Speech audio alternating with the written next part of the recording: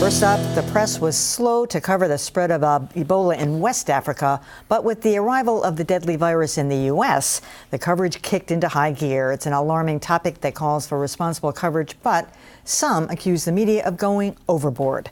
WGBH News reporter Adam Riley has more. After a second U.S. nurse was diagnosed with Ebola, Shepard Smith urged Fox News viewers and his colleagues in the media not to overreact. Do not listen to the hysterical voices on the radio and the television or read the fear-provoking words online. The people who say and write hysterical things are being very irresponsible. But blaming the press as a whole may not be fair. Yes, some coverage has felt sensational. The ISIS of biological agents. And some commentary has been flat out reckless, like Fox News Radio's suggestion that President Obama doesn't really want to stop Ebola at all. It all fits, doesn't it?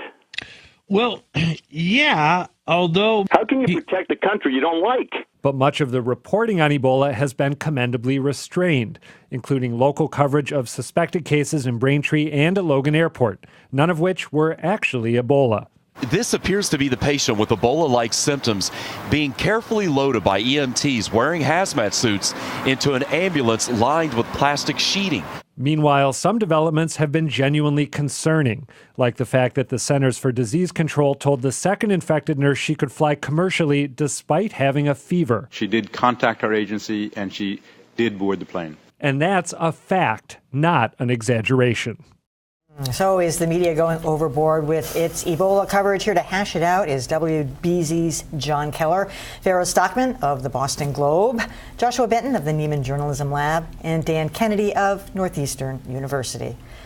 Well, I'm getting a little tired of it. I mean, there's a certain thread to this storyline that's kind of wearing thin, as these things do. This is going to keep going through several cycles, especially if more people in the United States gets it. One of the things that has me concerned is this fact that, and I've been guilty of it too. All week long I've had professional guests on. I had somebody from MGH last night telling me how hard it is to get it.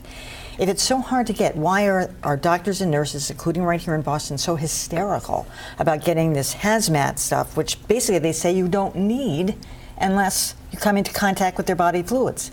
And you're not going to get Ebola until somebody is symptomatic. But yet we're panicking about people that aren't even symptomatic. So I think we're hearing two different things, which is what has also fed into some of the hysteria. Gee, that's a really good question, Emily. Somebody ought to come up with an answer to that.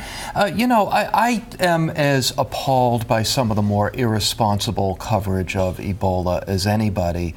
But honestly, it seems to me that at this point, I've seen more commentaries decrying the irresponsible coverage than I've actually seen examples of irresponsible coverage. The other thing is the government and the hospitals have not exactly covered themselves with glory on this so far. Earlier this week, Laurie Garrett, a well-known health expert, appeared on the NewsHour, not exactly a hotbed of sensationalism, and she was really being very critical of the smugness and arrogance of the experts who've been talking to us.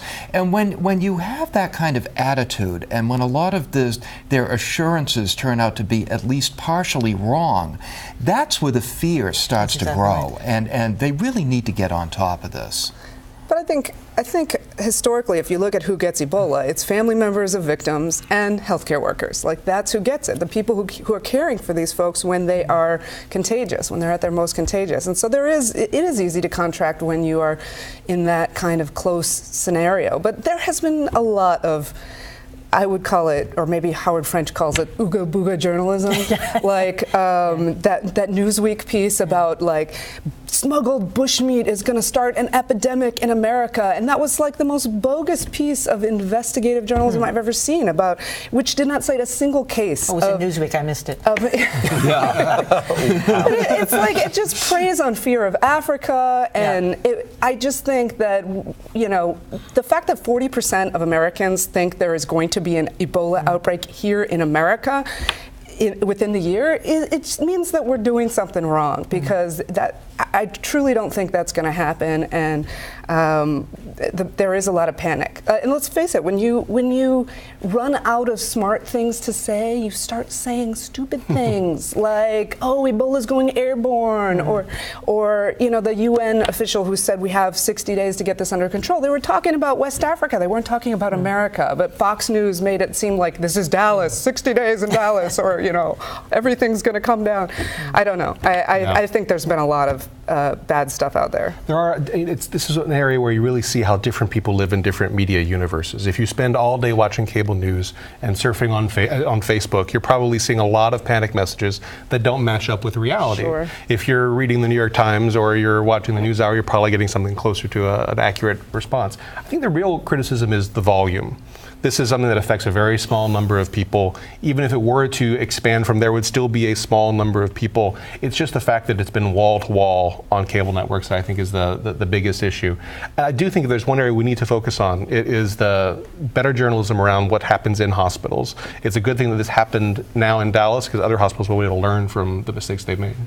Yeah, look, let's be honest about it. The American people love to be scared. Look at the business that horror movies do. Media organizations love ratings. And so it's a happy marriage of people who like to be scared and people who are happy to oblige with a 3-part Sweeps Month series on the hidden danger lurking in your toilet. Yeah. So having acknowledged that, I agree with the general consensus here that, it's if you're panicked, it's because maybe you haven't been as diligent a news consumer or as responsible a news consumer as you might have been.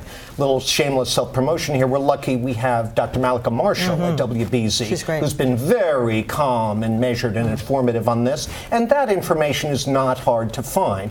You just have to look for it, and if you don't, then you get what you deserve, I suppose. I will say it's a little dangerous, though. Like Shepard Smith made a good point when he said, if you act like the sky is falling now, what happens if there really is a crisis? What's the coverage going to be like then? Then again, it was Dr. Frieden who compared this to AIDS. I know. And that evoked a lot of scary memories. That was wrong.